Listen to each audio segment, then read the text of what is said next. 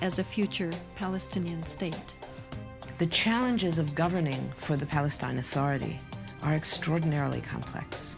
This is an authority that has very little authority. It has virtually no power. Its power is derivative.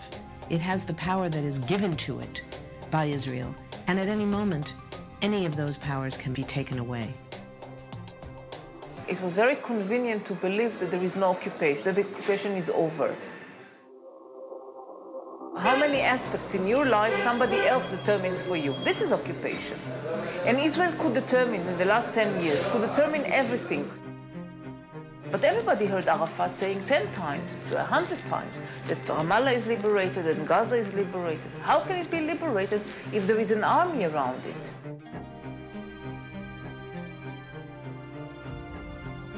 The Palestinian officials spoke very warmly about the situation, about the reality, and they were hiding the fact that for the great majority of the population, these years were a disaster.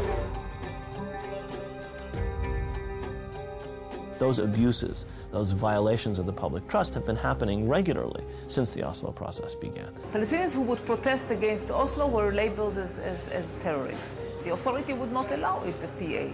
Instead of having a real national authority, you had this corrupt institution whose main task, as far as Israel is concerned, was to police the Palestinians and prevent them from resisting the continuing occupation. It has wasted a lot of the money the international community has given it. One sees the villas of the leading Palestinian officials and the poverty with which the Palestinian masses are living in. The performance of the PLO in running the Palestinian Authority and its failures in negotiating with Israel have very much diminished support for the PLO leadership.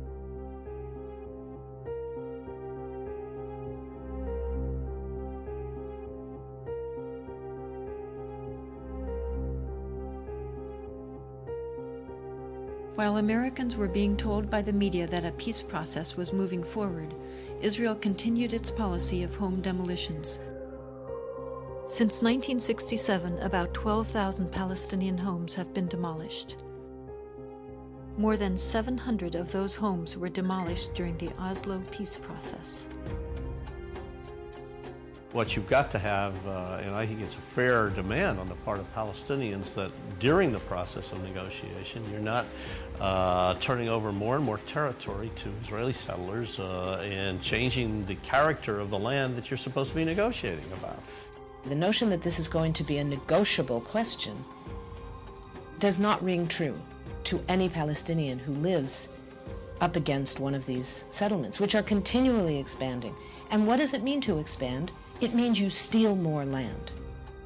Abdul Jawad is a Palestinian farmer whose family has lived there and tended the land for centuries.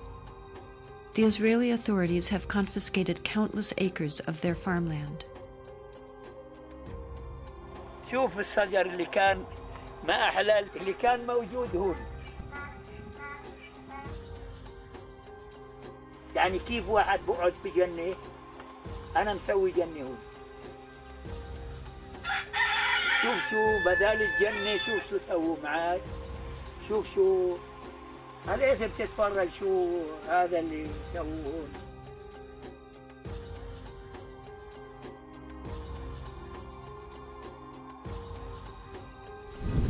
شوف الأشجار كيف بيطلعوا من تحت الأحجار. شايف كيف يطلع الأشجار من تحت الأحجار.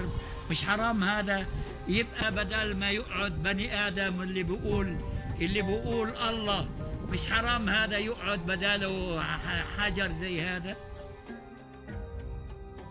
هذه معيشتنا، لا إنا لا برا ولا بحرا ولا جو، هذه المعيشة تاعنا وبنستنى لطف الله. شو نعمل؟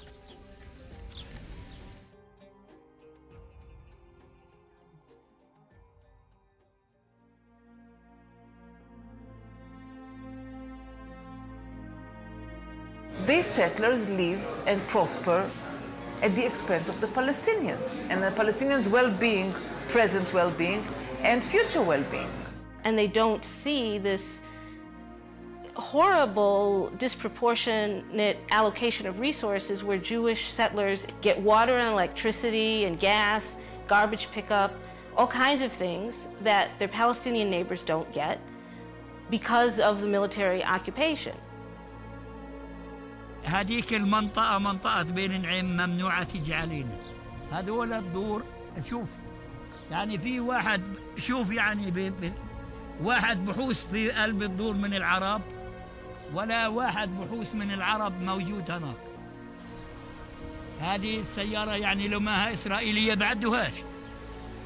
They lost the middle of the valley for a bypass road, which is now an Israeli-only bypass road. They can't drive on it to go to their homes. The thing is extremely ugly to watch. I mean, this is just day-to-day life. I'm not talking about the fighting here. I mean, you walk through Hebron, it's an Arab city, 100,000 Arabs, a couple hundred Jews. Settlers walking around with rifles, looking as if they own the place. Settlers can go in a Palestinian village and burn the fields there, destroy the house, hit Palestinian, even shoot Palestinian. Several of the women have been beaten by settlers on different occasions. In each of those cases, we were just being a nonviolent presence on the street, observing when settlers were acting out. And they just attacked different ones of us.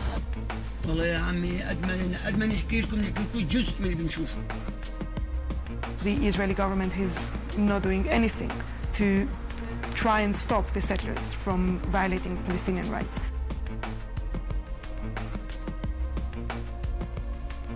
From all the cases that settlers actually killed Palestinians, very few were accused of murders, but then the president came and gave amnesty or shortened the punishment that they received from the court.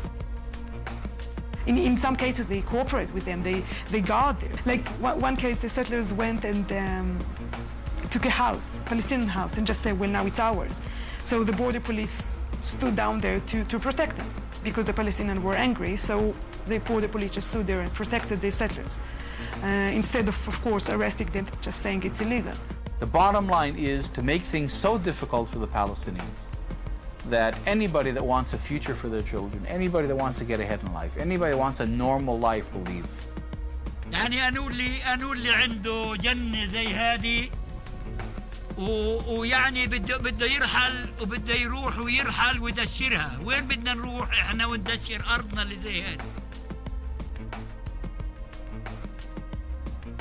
The Jabr family continues to live under constant harassment.